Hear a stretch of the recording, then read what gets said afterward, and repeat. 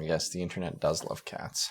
Hello, and welcome to Basement Faults and Catapults. I'm one of your hosts, Aaron. And I'm Trevor. And here we're going to look at the games, genres, and things that we enjoy in gaming. And to do that, we're going to randomly select a genre each episode. We're going to give you a brief rundown. And then we're going to select two games. One of these games is going to be the absolute best, while the other is going to be the absolute worst. The catch, and what we hope is going to be exciting, is that neither of us will have played, or at least heavily played, the titles the other has selected. Yeah, so we're going to take these titles, the best and then the worst. We'll have it divided up, and then we're going to give it an hour of playtime. We'll come back, we'll chat about our experiences. And that's when we're going to give our own opinions of the other person's selection, celebrate what we agree on, and try not to murder each other when we disagree. After all, not everyone can have a perfect opinion. And that's it. We hope you're going to join us, listen in, maybe be inspired to try a few titles along the way. Or, let us know exactly why our opinions are trash. Thanks for joining us, and remember, Pal World is not Pokemon. Yay! Yay, it's not Pokemon. It's not Pokemon. Legally distinct entity. Pal World, mon. Oh, they're packed with guns. Gotta collect them all. Shooting them so much fun. Pal World, mon. All right. So. It's you and we. The AK-47's our destiny. I love it. All right. So, we've got our random genre generator. Yeah, we've constantly been expanding this since our first episode. I think we're up to, 30 plus categories at this stage? We are up to 35 categories. Oh, baby. Yeah. So, for those of you new to the show, or for old-time fans who've simply forgotten, not that we have any of those just yet, what we do is we have a Excel document that Trevor has just been hyper-tuning and creating since the inception of this idea. It's got 3 columns, sort of a slot machine incident. It will randomly generate 3 categories. The first category is the one we're going to play. The second category is the backup, just in case. And the third category, of course, is the backup to the backup. However, we do have a very special lucky chance, if you will. That's right. Trevor will explain that one. Well, we all know that anime is a subset of gaming in Steam that's wrought with some good things, like your Dragon Quests, Grand Blue Fantasy, adventure games, Final Fantasy, but then it's kind of also wrought with a lot of horrible, horrible games that should probably never have been released. And so, if we have on the slot machine, if anime hits all 3 slots, we will do an anime game. Otherwise, we will be avoiding that genre altogether. Like the plague. Like the bubonic plague. The bad one. Apparently, there's another case of the bubonic plague that's started in the US. How interesting. Yeah. Huh.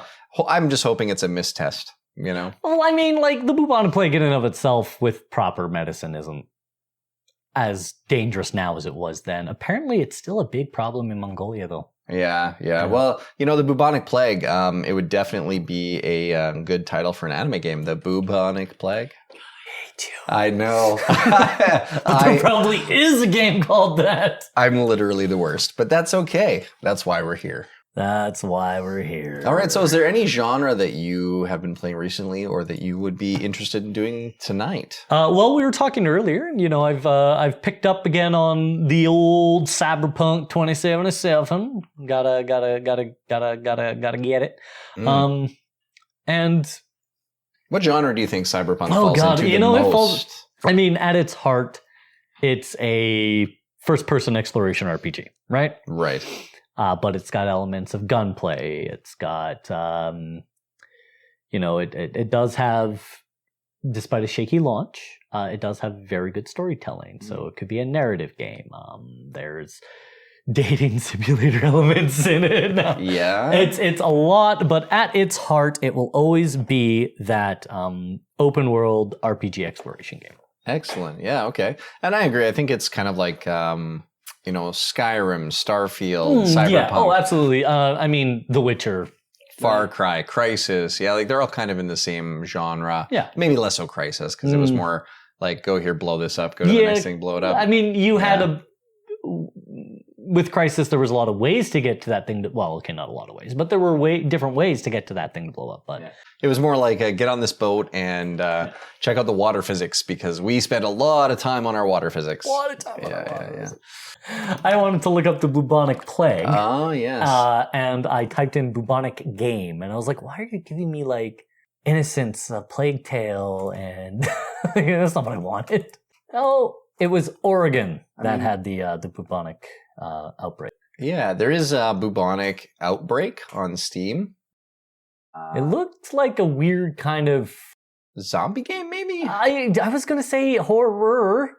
Action, indie, adventure, casual simulation. Oof, that's a mouthful. You are in debt. Your wife and kids have left you, and you have nothing left to lose. Wow, that sounds like a very interesting game. That's just like we've started like, okay, so you have nothing left to lose. What are you doing? I even tried spelling it wrong. So actually no one has done a play on words with bubonic yet. So if you're a game developer out there, just that remember, one's open for you. If you're a bit of making some games, you could go ahead and play on words. With that being said, the Urban Dictionary defines bubonic as a unit of digital porn equal to 1 terabyte. Wow, that is something I've never heard before. That is amazing. The Urban Dictionary. I haven't even gone there in years. I used to work with a lot of young folk, so I had to constantly just like... You got to stay up on I had to come back on. Well, I've been playing a little bit of Pal World. And I don't know, that's more of a town builder, because you have your pals and you build your town and you automate stuff. So it's like Pal Factorio. I don't know. But so I don't know. I'm kind of jonesing for the horror genre. I'm not going to lie. Yeah, I've had a lot of people ask me to play Alien Isolation. Ooh, that was a good one. And I haven't tried it yet, but yeah, it would be nice to play a horror.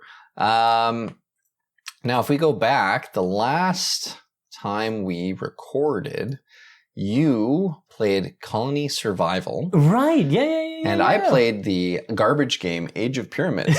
So it's my turn to get the poop. It's your turn to get the poop today. No, it better not be horror. I can barely handle good horror. Right?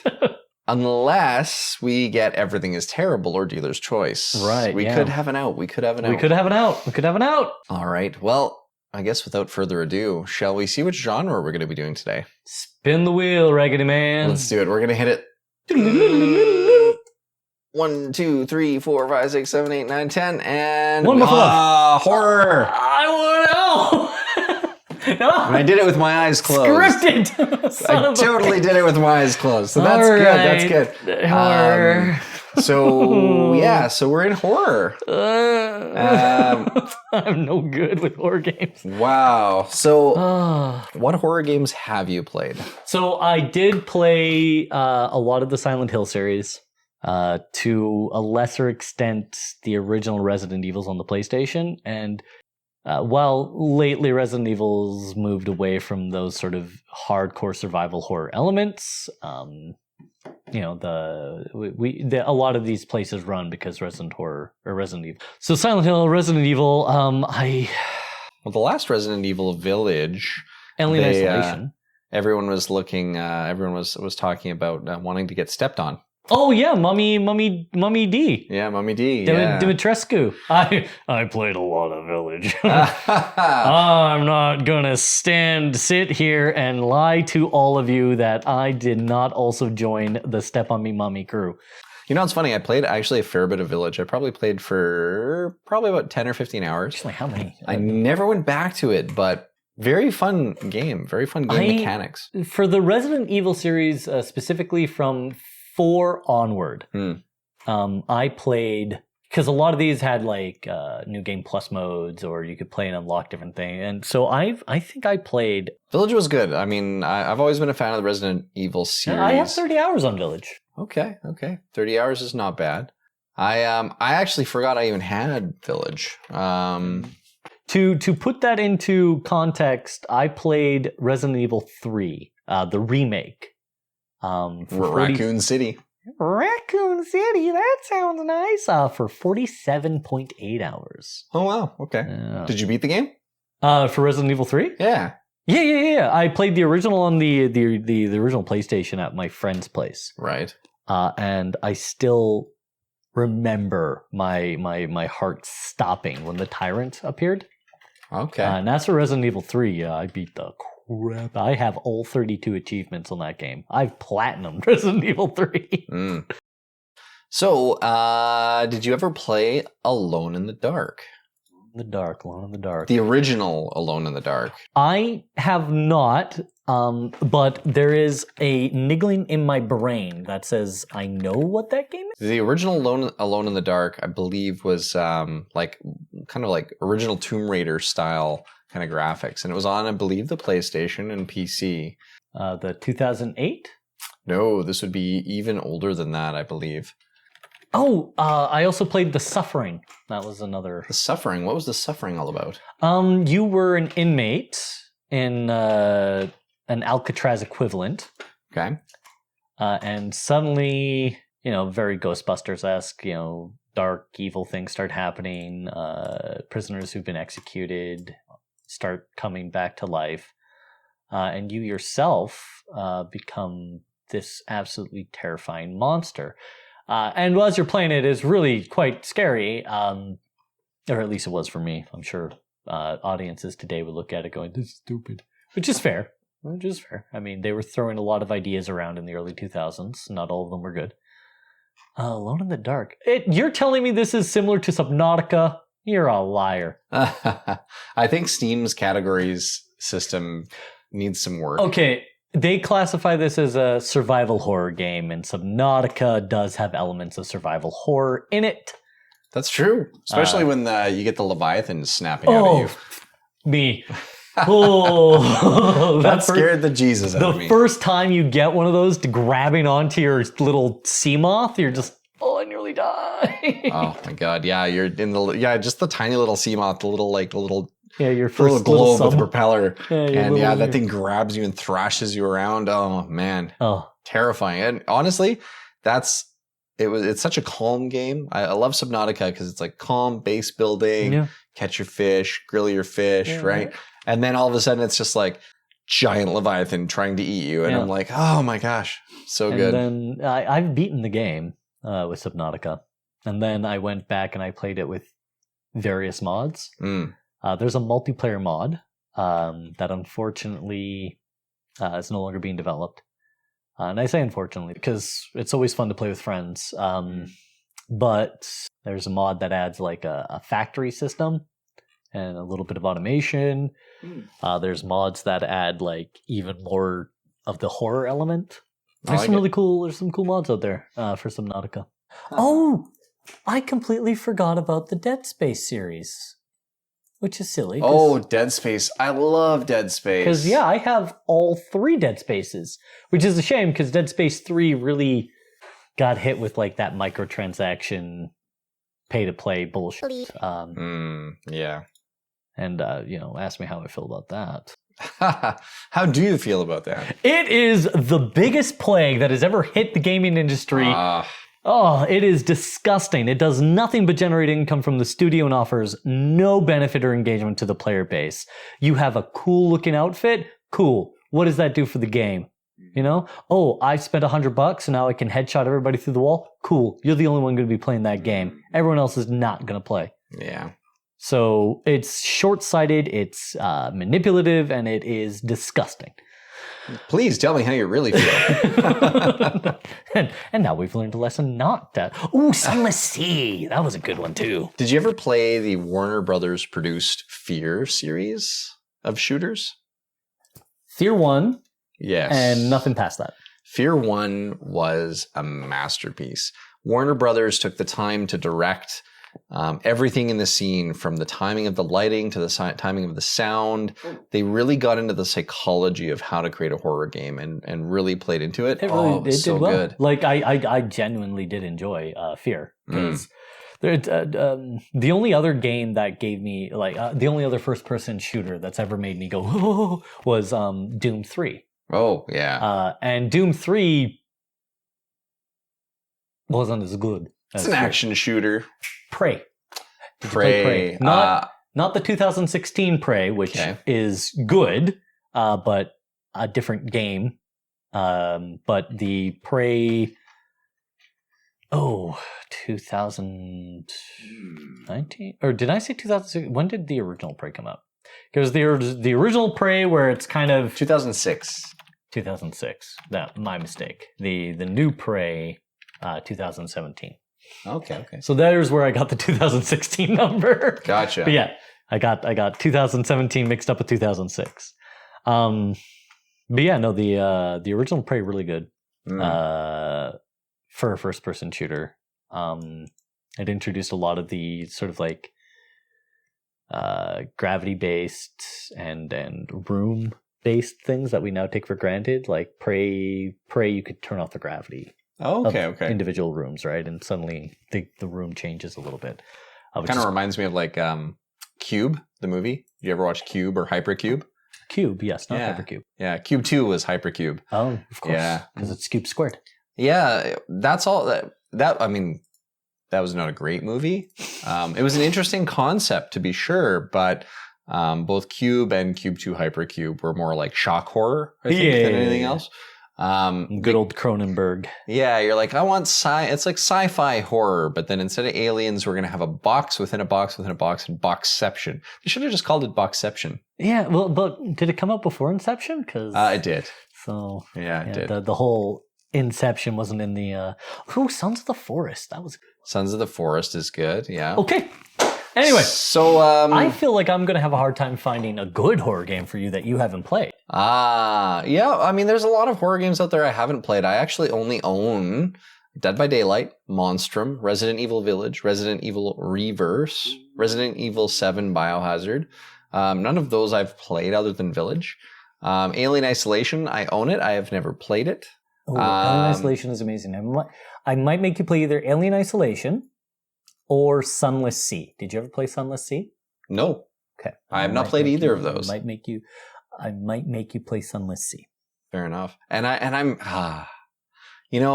our podcast format pulls at my heartstrings every time I have to give you a bad game to play. You're lying. No, it does. You don't feel bad anymore since E.T. No, E.T. was a bad game, but it was still like, oh, look at this garbage nostalgia. Yeah, right? okay, fair enough. But yeah, I gotta admit, it kind of makes me feel bad. I never feel bad. I am incapable of remorse. Oh, no, I'm capable of remorse. It's just making you play bad games is just either proactive revenge or for the bad game I'm going to get. It's not that I hate, it's that I hate. Ask me how I feel about microtransactions. Microtransactions. They're like regular transactions, except you do them smaller and more frequently. Please enter your credit card information below. Yeah, if you want the rest of my review, please. Right? So, I've picked your game. What? I have picked a game from Renovate Software Limited, so it means they're constantly trying to improve. Hey, that's good. Renovation, right? It is called Shrieking Darkness. And it kind of is introduced as, close your eyes, step into a world filled with nothing but darkness and terror. At least it's not VR. I know, right? I would die. Your time has come to fight the shrieking darkness. Be brave and don't look back, or you won't make it. Yeah. It's a horror atmospheric first-person shooter survival horror. So, and you know what? I'm finding that the only way to find the worst games on Steam right now is to sort by lowest price and find something that's practically free to play or free to play. In this case, free to play, so you don't have to pay for it. You know what? Silver lining. I mean, at least, you got to count the wins, man. I mean, it's like... I'm so glad for the wins. I, unfortunately, am going to make you spend $21 unless you want to do the computer swap. No, see, here's the thing. I'm happy to buy games if they're good.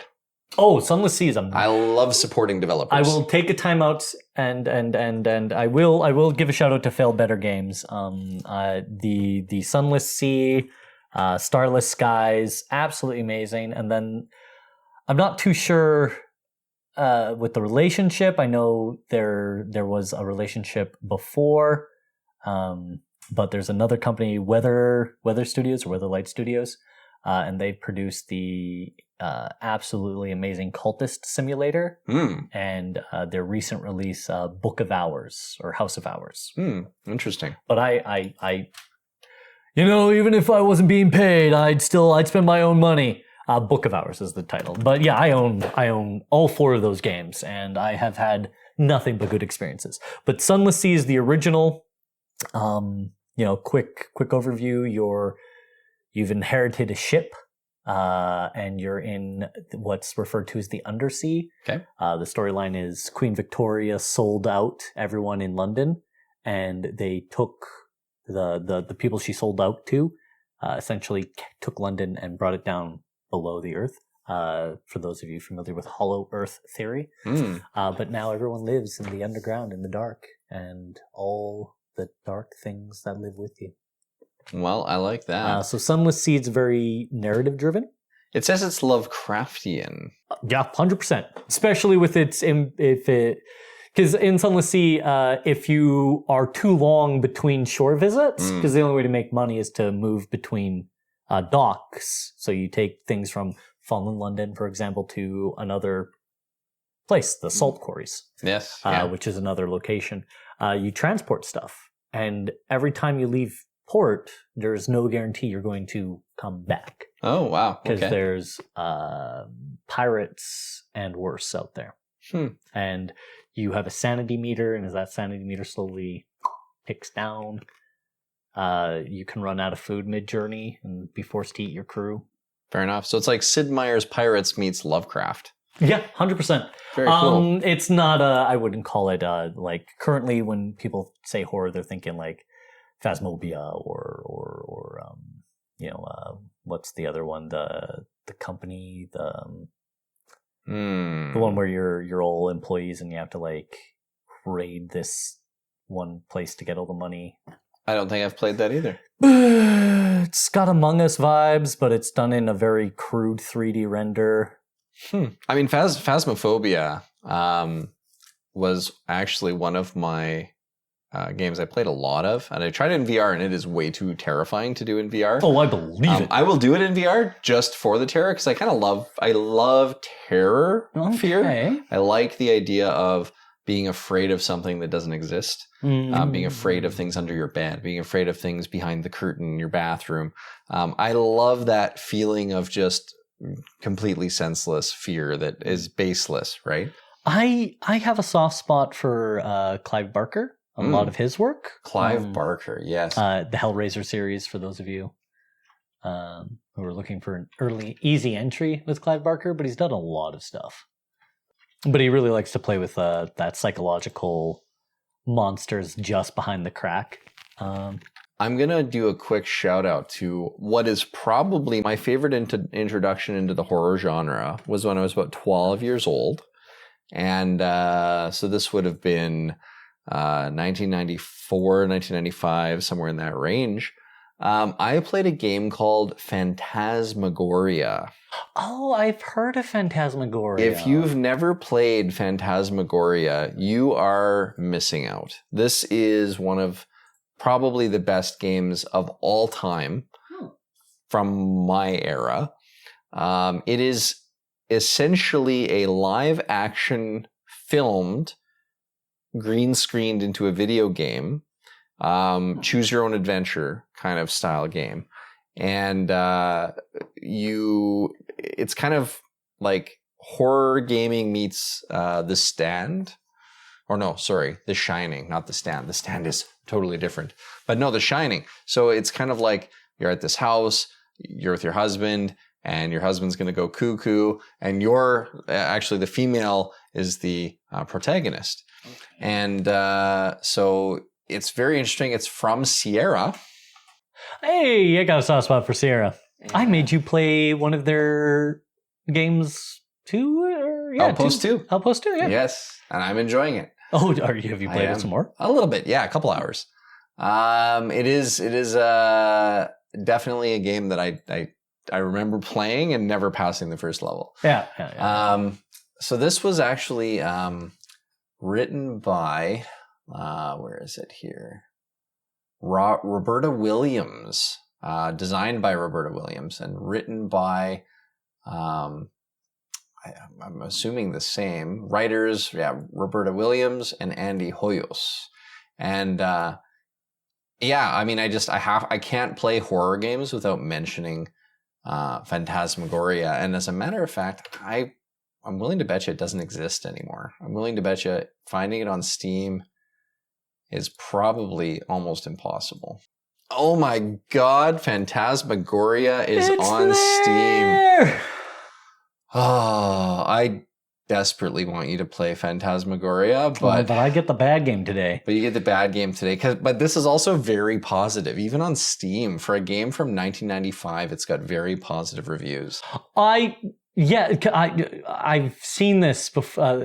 I just look at a screenshot. It's got like that really cheesy 1990s full motion video on the game. Yes. Oh, yeah. Yes. But it's so good. And look at all these reviews. Everyone's like, this is great. This is great. Chapter 7's riddled with bugs, apparently. But I have beat the game. So even though Chapter 7 is buggy, I remember it bugging out when I was 12 and having to start over again. But anyway, I'm going to go back on topic here now. So I will be playing Sunless Sea. And I will not be. I will be playing Shrieking Darkness. Yes. I mean, at least it's not the Shrekking Darkness. The Shrekking Darkness? Like, Donkey, what are you doing? Out of nowhere, he goes, get out of my swamp! Get out of my swamp! I know, right? Just to recap for listeners, we will jump in, play the game. I'll include a couple of small smatterings of audio while we're playing and learning and suffering and enjoying. And then we'll kind of get into discussing our games and what we thought about them. And for the record, we're going to leave the lights on. You want to leave the lights on? Please. But it would be so funny if we turned the lights off and my cat just brushed your leg. Oh God, I would poop my pants and jump out of the chair. That's all right. We've got lots of toilet paper. Then maybe not in that order. Oh. All right. Well, good luck. Have fun. And it is a horror game, so don't die. Oh, this is nice. Quick setup mode. Oh, Espanol's an option. If I don't understand what's happening, will that be... No habla español. They're like, we know we have problems, but we're not going to bother trying to fix it, so... Yeah, this is on you. You've made this choice. You're the idiot that bought the oversized monitor. We told you. Right? I think I'm putting too much early horror into this. I gotta limber up. I gotta be like, it's not scary. It's not scary yet. Well... This is interesting. I don't have much to say because I'm doing a lot of reading. This is very much. It's a very reading heavy game. Yes. They're trying to tell a story. It's good. It kind of feels like Betrayal. If you've ever played the Betrayal board game. Yeah. Yeah. Me too. Oh God, cat. Did the cat get you? The cat got me. I knew he would. It's okay. Pepper's down here now too. That's okay. Pepper will protect me. Yeah, she'll keep you safe. Pepper will die with me. Right. Like, don't get me wrong. I'm sure she's a lovely dog, but oh. Did you get a jump scare? Yeah, and the worst part is it wasn't even like a good jump scare. It was like I walked into a transition point. Luton Scuttlehare. She's a vile old vessel, and these seas aren't safe. Take what you can and move on. I love it. This is like definitely like Sid Meier's Pirates meets. Yeah, and I love Sid Meier's Pirates. One of my favorite games of all time. Oh, I'm not scared anymore. I just saw the big bad. It's terrible. Oh no, what is it? Look at you. You're so pathetic. The house was scarier than you. Well, there's a hard lock. I feel like the developer didn't do a lot of QA. That's not good. Lack of QA can ruin a game. Yeah. Game-breaking bugs. You don't want to ever hear that word with your game. Game breaking bug. That is a no word. It's especially problematic for me because escape is just the default get out of the menu you're in button. And if it doesn't work, it doesn't work. I move on. In this game, if you hit escape, it pushes you to the pause menu no matter what else you're doing. And then the space bar or the mouse disappears, and I gotcha. Well, I think I had a pretty good foray into Sunless Sea. I think it's one of those games where you probably need to spend at least 3 hours on your first Sunless go. Sea. I mean, I played 76 minutes, so that's pretty good.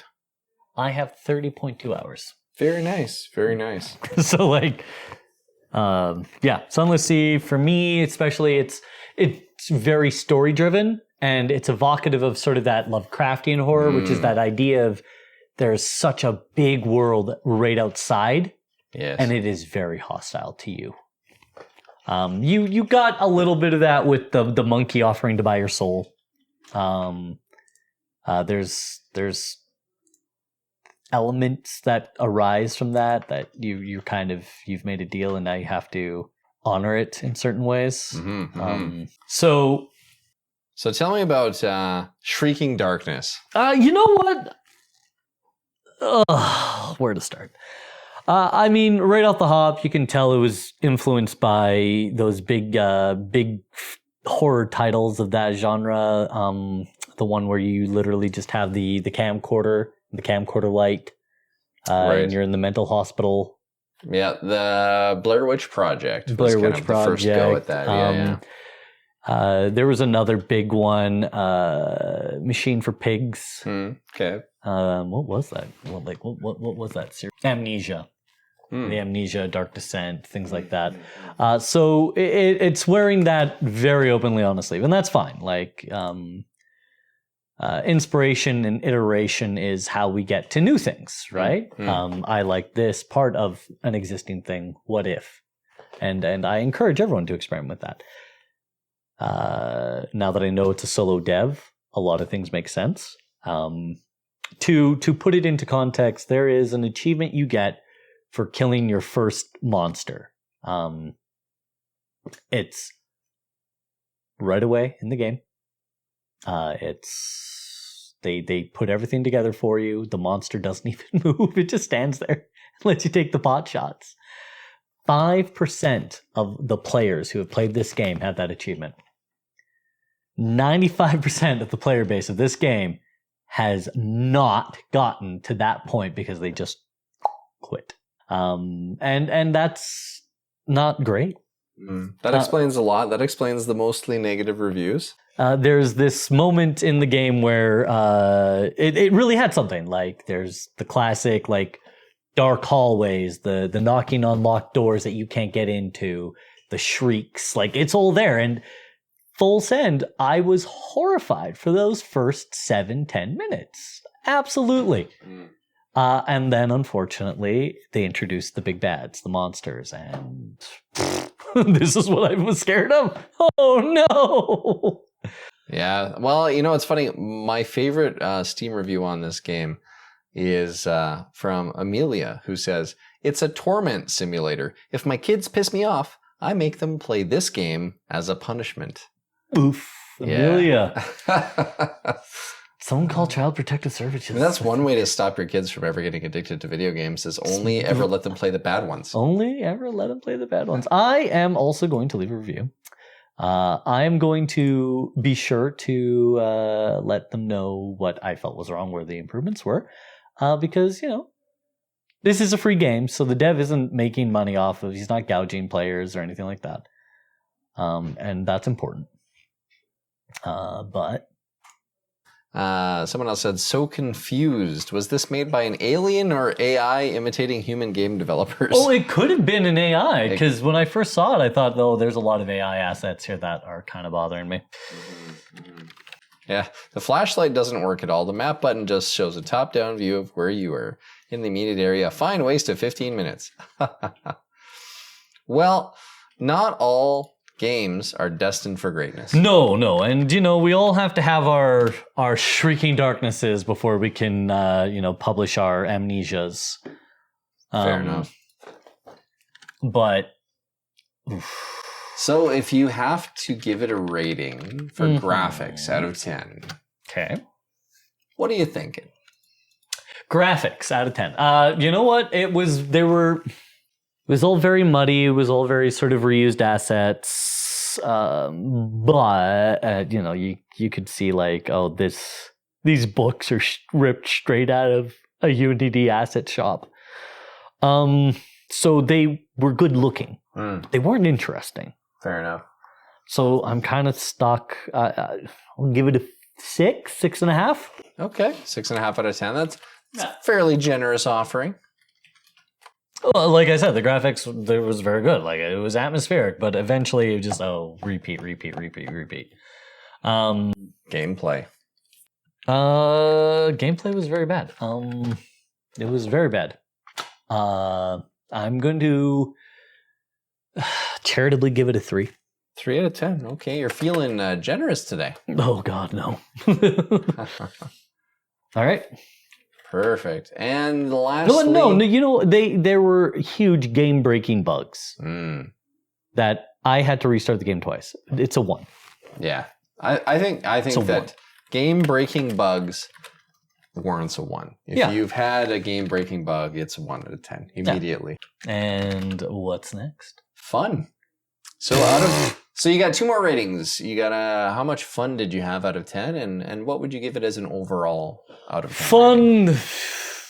Had me in the first half, and then it completely lost me. So like, what do I do there? Like, do I ignore the good that was in the first half, or do I try to average it out? Right. Well, let me ask a question that can help guide you. Would you play more of this game? No, Lord, no, absolutely. Then you didn't have fun. I didn't have fun. Yeah, fair enough. Let's give it a 1, and let's move on. All right, so final general rating. That's a 1.5. 1.5 of 10. Oh, all right. No stamp of approval then. Absolutely not. Unless, of course, you're forcing your children to play it as a punishment for misbehavior. And now it's your turn. Sunless Sea, what were your first thoughts? In today's day and age, games are all about graphics and special effects and explosions and directed by Michael Bay. Blow with the telephoto. It's got to have RTX on. It's got to have EA Sports. It's in the game. It's got to have all these things.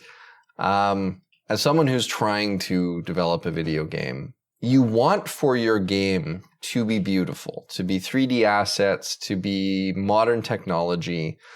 But when you look at the developing scope of a game, you realize that quite quickly, if you want to actually develop a good game, you need to focus on the mechanics of the game, the gameplay aspects. Graphics are secondary. They're not actually that important. And I know a lot of people would go, no, like, man, PlayStation 1 to PlayStation 2 to PlayStation 3, I got, I don't care about graphics. I care about, is a game interesting? Does it have an air of intrigue? Does it make you want to keep playing it? So Sunless Sea, it's a top-down, very, dark, artsy motif, very moody. You're in this kind of dark, no man's land underworld sea called the Z. And then your sailors are called Zailors, which I think is kind of funny. You're just trying to have something a little different. It's like you're living in the upside down, the backwards world, as it were. Yeah. I enjoy that it's story driven. It's not what I expected. So when I hear someone say, yeah, this is a great game, I really like it, it's really well reviewed, I expect, kind of out of bias, to see a game with amazing graphics and assets and gameplay, and it's a 3D world that I'm running around in and doing things. And it's funny because my initial feeling, and maybe this is just because of years and years and years of playing more and more pretty games, is my initial sense is, it's a 2D-er, right? It's a 2D-er, 2.5. But, then I kind of go, this is good. This is a break from the usual. And so, yeah, I really enjoyed the top down. I enjoyed that it's story driven. I really enjoyed that it's like you have to read and make choices, and then it's more like you're playing a round of D&D, or you're playing kind of one of those board games, the Lovecraftian board games, where they're very complicated to play and set up and explain to anyone how to play, because there's so much to do, and the rule book is like 15 pounds heavy. So I think that Lovecraftian stuff actually is better suited to video games for those who are board game shy, or that you have to spend 3 hours explaining the rules of a board game to before you play, like my family. So I enjoyed it. I really like the look of it. It's I didn't get too deep into the gameplay. My first voyage was a complete and utter failure. Full send. I did. I went full send in a straight line to get to the other side of the map as quickly as I could. Ran out of fuel, ran out of food, didn't make it back. Although it told me, it's like, hey, you could abandon ship and maybe, you'll find your way back. Didn't happen. I was lost at sea. But it was a good first foray into just, let me get in there. Let me just play with it and see what it's all about. So it seems like it's the same game loop every time you play. So very roguelike. It's heralded as a story-rich exploration, survival, Lovecraftian. Survival would indicate to me that you could survive a long time. And I think just in my initial kind of experience with it, it looks like I can buy and sell and trade goods and establish trade routes, and I could probably play a single playthrough for a couple of hours, maybe even like 5-10 hours with one life, as it were, if I learn the map well enough. So I feel like I'm going to have to sacrifice a couple of crews to get to the point where I have enough map that I know how to trade and where to bring people and how to do missions, because you're just kind of flying blind initially. But that's good because it gives you the opportunity to learn the game. You're learning through failure. So if you're someone who doesn't like to learn through failure, Lovecraftian games are probably not for you to begin with. I would definitely sit down with a glass of wine, or a non-alcoholic beverage for those who don't partake, and just sit down and enjoy the game and go through a story. I think this is a great game to play when you've got nothing kind of in the back of your mind. You're not looking for a ton of stimulation, but you're looking for something engaging, something where you've got to give it a little bit of extra care and attention. So for me, I think this game is very promising. I actually think I would have to play it a lot longer. So I played for 76 minutes. Oh, we got 76 in. We got 76 minutes in. We're only supposed to have an hour. I know, it's only supposed to be an hour. And that's, I kind of lost track of the clock because I was doing a lot of reading. But it is very story heavy. 100% I will admit to that. But I was into it. Like the time would pass very quickly if I was just playing it with the lights down. I think this would be a good game to play lights off. It's kind of got that dark mood feeling to it. Lovecraftian is known for being a horror. So this, I would not necessarily call this a traditional horror game in the sense of there's no jump scares. There's no, but there are like sea monsters, and there's, you're gaining terror. And I'm assuming that there's a mechanic in the game somewhere where the terror... Yeah, you start hallucinating, and there's like little story beats that come up from there. Yeah. And because it's Lovecraftian, usually in games like Betrayal, when you lose your sanity, you essentially have bad things happen. You start having to do like rolls to see if, the end of the game is going to happen soon, things like that. So I really want to get into Sunless Sea a little further. Definitely a game you've got to give a few hours.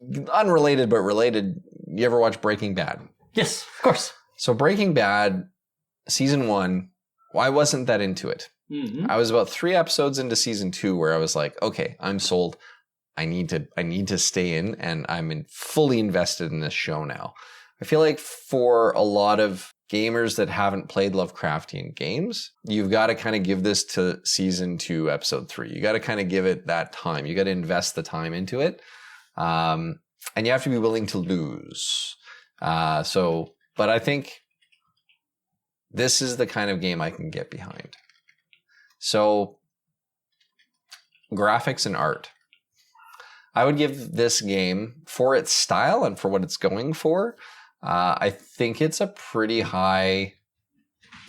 I think it's pretty high because it's very top down and the models are very simplistic. I'm probably going to say it's about a 7.5 out of 10, but I think they were going for a 7.5 out of 10. I don't think they were shooting for this to be a graphically blow your mind kind of game, absolutely. right? But totally reasonable. I think that they did a really good art style for the type of game they were creating. Doesn't blow your mind, but it fits the mood, fits the motif. Gameplay. So I would put the gameplay. I'm a little biased here. Okay. Because I think I want to give it a low rating. Oh. Like my natural tendency is like, you had to do all this reading, you had to do all these things, but it's just I'm not used to playing that kind of a game on PC. Usually those are board games. So I'm gonna kind of take a step back and look at this as a developer. So from how they developed the UI, making choices, there was a pop-up that said this is meant to run at 1080p. And I'm running at 1440p. So I think, some of the text is a little small. And I think that's what they were kind of indicating when they said, hey, warning, you might want to run at a lower resolution. But I think for what they did, the UI is really great.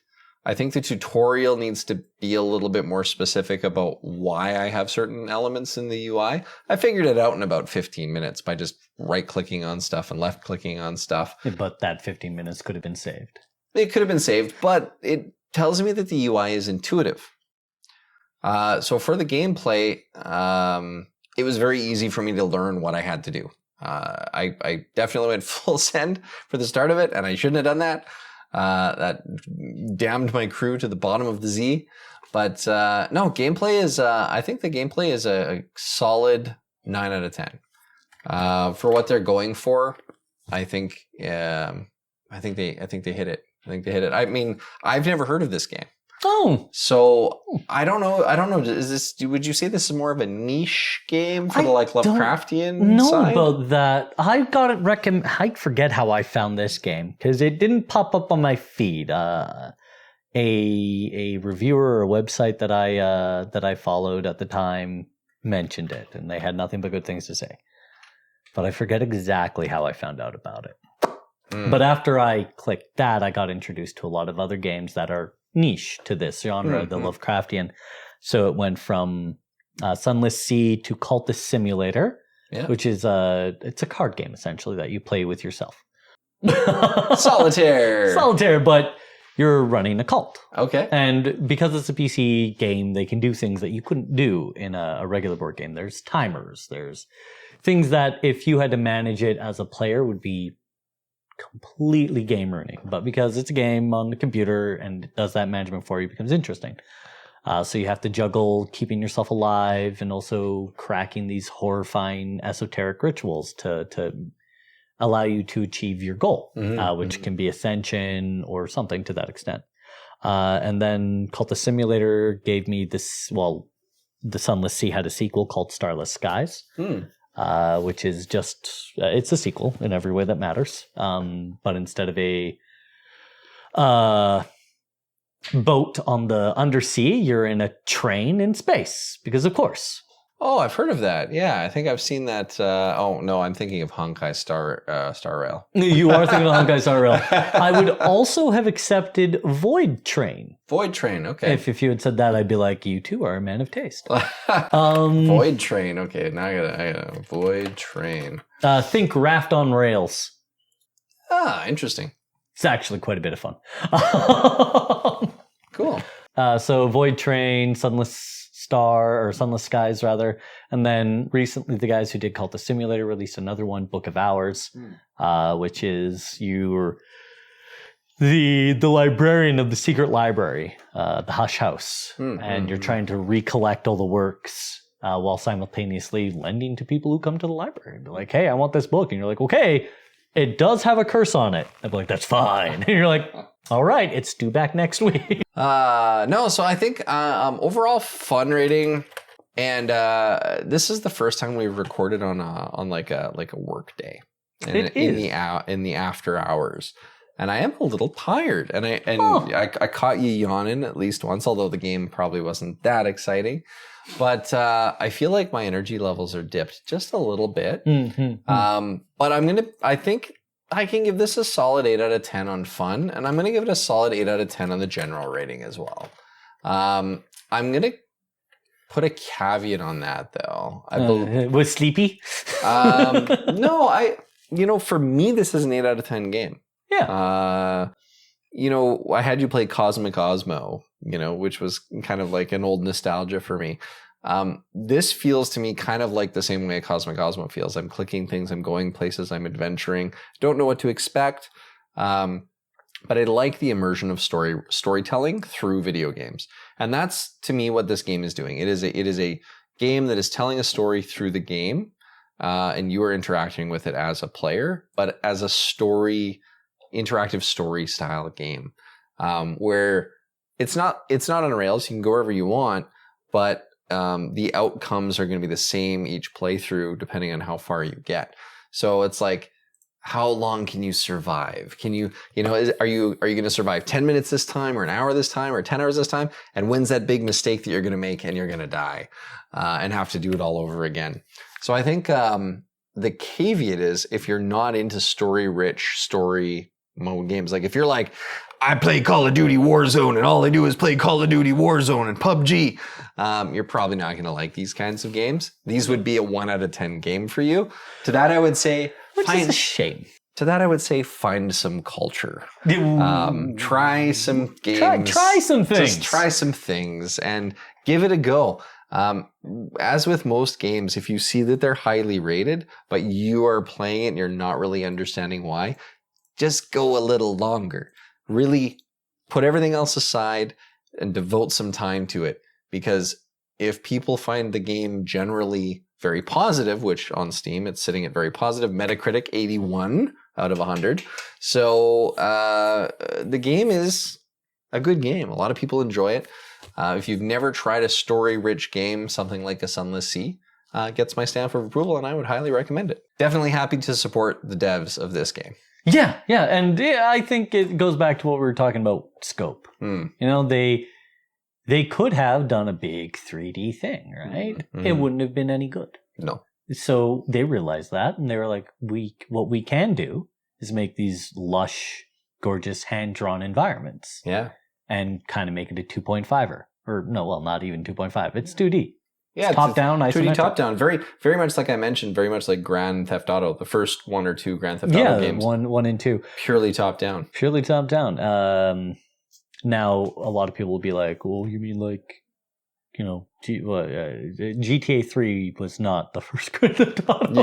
Yes, that's true. Grand Theft Auto 1 and then Grand Theft Auto 2 was London, I believe. Yeah. And it was all top-down. You had to it was like playing a Hot Wheels game. If you ever had that Hot Wheels map as a kid, that was Grand Theft Auto. Exactly like that. They literally took a Hot Wheels map and turned it into a city, and then you drive around it and wreck stuff. Yeah. But no, these kinds of games, I enjoy them for the adventure, for the reading and the learning and the making mistakes and being able to correct those mistakes the next time around. Good games. Good games. Mm-hmm. You did kind of dig the vibe there. Give Cultist Simulator a look. Cultist Simulator, yeah. I'll add it to my wish list. Be aware that just like this, you're settling in for a game. Oh, okay. Grand Theft Auto London was an expansion pack. Was it? Yeah. I always thought of it as Grand Theft Auto 2. Wait, Grand Theft Auto 2? Because Grand Theft Auto 2 is set in a retro-futuristic metropolis known as Anywhere City.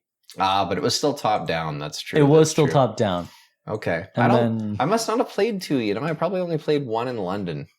Yeah, because London, it was Grand Theft Auto London 1969. And then Grand Theft Auto London 1961? That doesn't make any sense. These are games that are showing our age. Yeah. Well, that was the horror genre. Yeah. Very enjoyable. Let us know what you think. I understand we didn't exactly hit some of the big names in the genre, the Outlasts, the what was the other one that I was mentioning? Amnesia. And I'll be honest with you, I've never played those games because horror is not exactly something I jump on. I should have made Trevor play Alien Outlast. In horror. Yeah, in horror. It jumps on you. In horror jumps on you, yeah. But I really loved Sunless Sea, and I felt its way of sort of handling that eldritch horror of the Lovecraftian era was really well done. Like I say, developers, I think, want to have that game with all 3D and amazing assets and DLSS and RTX. But imagine Sunless Sea, but set in Assassin's Creed Black Flag, where you've got your boat and it's moody. I think that games like this could work very, very well. Right, yeah, absolutely. But Lovecraftian games are niche. They are a smaller following. They tend to have lower sales than most bigger games. Yep. Again, this is a game I'd never even heard of. And so it doesn't even show up on my Steam recommendations because it's not in the standard trope of games that I play. Your algorithm. Yeah, and the algorithms are actually a problem. Algorithms nowadays they're going to just give you more of what you already like. Oh, talk to any YouTuber, and they'll tell you the algorithm's a killer. Because like for a lot of YouTubers, 80+% of their content or 80+% of their traffic comes from the homepage, right? Not from their subscribers, right. And that can kill you. Yeah. Because if the algorithm doesn't love you that week. Well, and I would boldly say, and I'm sure it's not that bold, but I would boldly say that Steam's algorithm is probably restricting a lot of games from being successful. And with the sheer volume of completely useless games that have been just randomly posted or AI generated and slapped onto Steam, as quickly as a bumper sticker gets slapped on an old gremlin, I would say it's really hard for developers to get their name out. How do you promote your game? And this is something I'm going to find out as I go through game development on my own and publish as an indie developer. I think that that question of how do I promote, how do I get people to find my game? Because Steam, you don't want your game that you poured your heart and soul into ending up in the first year on a Steam sale for 81 cents. You want your game to be successful. And I think I am starting to worry. I mean, one of the things this podcast has really shown me so far, I mean, we're only 6 episodes in, is that Steam has so much power over whether or not a developer is going to be successful or fail. And unfortunately, if you look at the top games on Steam, it's all the AAA stuff that everybody already knows about, and it's highly marketed. You're seeing it on TikTok, you're seeing it on YouTube.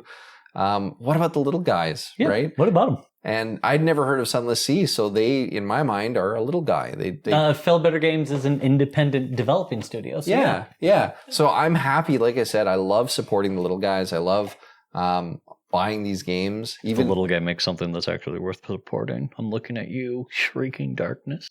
Yeah, right. I mean, hey, everybody has the ability now with game engines to just release a game. If you go back to like Diablo 1 era, and they should. You couldn't just take a game engine and just download a bunch of assets and build a game back in 1995 or 97. Absolutely could not. You had to make all of those in-house. But now, there's 12-year-olds publishing their game on Steam because it's an easy thing for them to do now. It's very accessible. I don't disagree with. I think they should be able to. I do. I do as well. And it speaks a lot that we're inundated with these options. But to that extent, there should be some curation. Yeah, I think we need like Steam has the Steam like curators where they have like staff that recommend games or bundles of games that you might like. And I like that, but I think somehow similar to how Google does reviews of restaurants, which we were talking about earlier tonight, I think that Steam should have long-running Steam accounts. Like I've had my Steam account for I think 18 years, maybe longer. Yeah, 18 years now with my Steam account. I should be able to become a curator as a player to tell people, hey, these are some of the smaller games I've played that are good. And there should be a way for developers to reach out to people who opt in as a curator to say, hey, try our game. And yeah, you know what? We'll give just you a 50% discount. You try my game and curate it and then review it and post a good review or whatever you feel about it. But I feel like Steam needs to do more to support the indie developer. I agree. To that note, you might not be aware of itch.io or Humble Bundle or any of these other sort of platforms that are more geared towards the indie developer. And, you know, I agree with what you're saying. There needs to be more done. But at the same time, Steam is just a storefront, man. Yeah. They don't care about... They don't care about your experience. They just care that you're spending the money. Yeah, and I think that that's really something Steam has the power to change. I would agree. I think they could. They very much could, but because I'm a Steam whore. Like I only ever go to Steam. I don't go to GOG. I don't go to itch.io. I know that they exist, but I never go on there unless by chance someone recommends a game to me that's completely random and off the beaten path. And I can only find it on those platforms. Yeah, and it's just not published on Steam. There's a game for VR that I played, and you know what? I'm not going to remember what the heck it is. It was like Tea with the Gods or something like that. The Gods, that's amazing. I can't remember what it's called, but it's a game that I was recommended to try. The world is basically completely procedurally generated, and you can be in a 6 foot or a 10 foot by 10 foot space, and every time you turn a corner, you're in a brand new room. So they take your 10 foot by 10 foot space and make it infinite. That's very interesting. And it messes with your head a little bit, but these are the kinds of games, like, they're not on Steam. You have to download it. It's an executable that you download, which is, you know, has its risks. Yeah.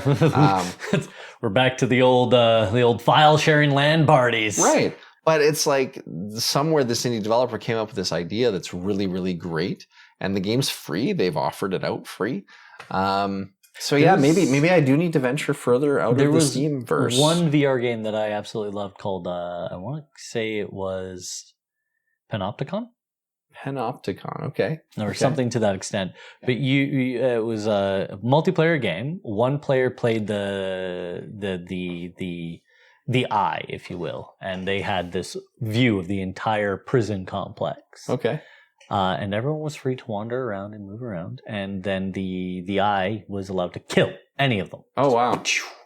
And the player had to go and make their way eventually to the base of the eye and destroy the eye, freeing everybody. Oh, cool. But the player looked just like every other player, except all the players moved in prescribed movements. Oh, interesting.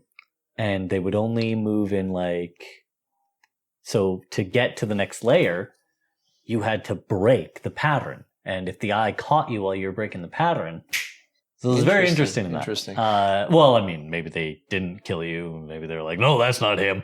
But yeah, it was a very interesting game. That's pretty cool. Yeah, and I think that just highlights the importance of trying the games on Steam that are lesser known, lesser played. Like I said, everyone needs to make games and don't be afraid to fail. Take the lessons learned. That's true. The Five Nights at Freddy guy, I forget the developer. I liked the movie. Did you? I actually liked the Five Nights at Freddy movie. I thought it was super campy, but I enjoyed it. I thought it was kind of sweet. Let's see, Giant Bomb. Yeah, he did his Five Nights at Freddy's, but he also did before that he did a Lumber game, Desolate Hope, Doofus, which is I think just a fart simulator. Oh, okay. I actually want to make a fart game, but that's a topic for another time. And on that note, I hope you all enjoyed the episode. Try out some of the games we played. Let us know what you think on our multiple platforms we'll be on. Yeah, and if you know any horror games that are a lot of fun and maybe lesser known, absolutely, I'd love to hear about it. Set us up. I think we're going to be forced to set up like an X account or something like that, just to maintain community engagement, which is very important to us. And looking forward to seeing you guys next time. Yeah, thanks for joining us, and hopefully you enjoyed that little foray into the horror genre. All right, bye-bye. Bye-bye. And that's our time and the end of our episode. But don't feel sad it's over. Be glad it happened. From the two of us in the basement, thanks for tuning in. Join us next time. And feel free to send us any feedback on our socials or send us a direct email at bfcpcontact@gmail.com. And if you're really interested in what we're doing, join us on Patreon, where we will have loads of behind-the-scenes stuff and uncut takes as more episodes are released. We're always excited to hear from you because we love engagement. We look forward to our next Catapult launch and hope you can join us for the ensuing chaos. Good luck. See you next time. And besides, you're not supposed to say that. You're supposed to say, "Oh, I see you are a man of great taste." Such as I see you're a man of culture as well. You are a man of culture as well. I mean, I heard if you work as an usher long enough, you can end up hosting the Super Bowl halftime show. I want to watch the football game with you. Cool, let's do that. Yeah, Taylor Swift's going to be playing the halftime show. Awesome. We'll watch the game together. I'll watch the halftime show with you. Sounds win-win. This is going to be really cool, right? We can talk and, I can show you why I'm so passionate about the game and you can show me why you're so passionate about Taylor Swift. How cool is that? What an amazing bonding experience.